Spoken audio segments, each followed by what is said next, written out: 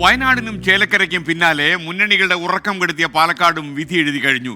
ഇനി ശനിയാഴ്ച വരെ, അതായത് മറ്റന്നാൾ വരെ രാഷ്ട്രീയ കണക്കെടുപ്പിൻ്റെ ദിവസങ്ങളായിരിക്കും. കൂട്ടിയും കിഴിച്ചും ഉത്കണ്ഠയും മാത്രമല്ല, ഉത്കണ്ഠയുടെ വലിയൊരു പിച്ചാത്തി മുനേ കയറിയിരിക്കും ആളുകൾ.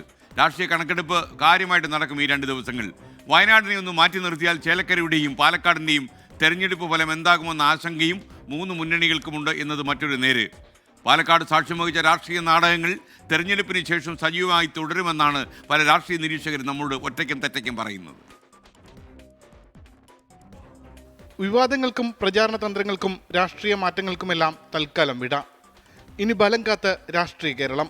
ശനിയാഴ്ച രാവിലെ മുതൽ തന്നെ ആദ്യ ബലസൂചനകൾ ലഭിച്ചു തുടങ്ങും. 3 മുന്നണികൾക്കും ഒരുപോലെ നിർണായകമാണ് പാലക്കാട്ടെ ഉപതെരഞ്ഞെടുപ്പ് ഫലം. രാഹുൽ മാങ്കൂട്ടത്തിലൂടെ പാലക്കാട് നിലനിർത്തിയാൽ V D Satheesan, K C. Venugopal group ചോദ്യം ചെയ്യപ്പെടാനാകാത്ത ശക്തി കേന്ദ്രമായി കോൺഗ്രസിൽ മാറും. ഫലം മറിച്ചാണെങ്കിൽ ശക്തമായ എതിർനീക്കങ്ങൾ വി ഡി കെ.സി. ഗ്രൂപ്പ് നേരിടേണ്ടി വരും. LDF-നായാലും BJP-ക്കായാലും പാലക്കാട് വിജയിക്കാനായാൽ അത് സ്വപ്ന നേട്ടമാണ്. പാർട്ടി സമ്മേളന കാലമായതുകൊണ്ട് തന്നെ പരാജയപ്പെട്ടാൽ CPIM നേതൃത്വം രൂക്ഷ വിമർശനം കേൾക്കേണ്ടി വരും. തോറ്റാൽ BJP-യിൽ കെ സുരേന്ദ്രന്റെ പ്രസിഡന്റ് സ്ഥാനം തന്നെ ചോദ്യം ചെയ്യപ്പെട്ടേക്കാം.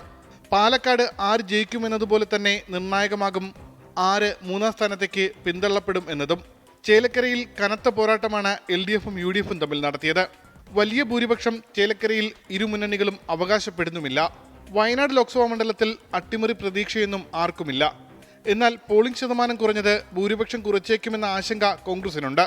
രാഷ്ട്രീയ മാറ്റം സരിനാണോ സന്ദീപ് വാര്യർക്കാണോ ഗുണം ചെയ്യുക എന്നതും തെരഞ്ഞെടുപ്പ് ഫലത്തിന്റെ കൗതുകമായ ബാക്കി പത്രമാകും. ഉമേഷ് ബാലകൃഷ്ണൻ, 24, തിരുവനന്തപുരം.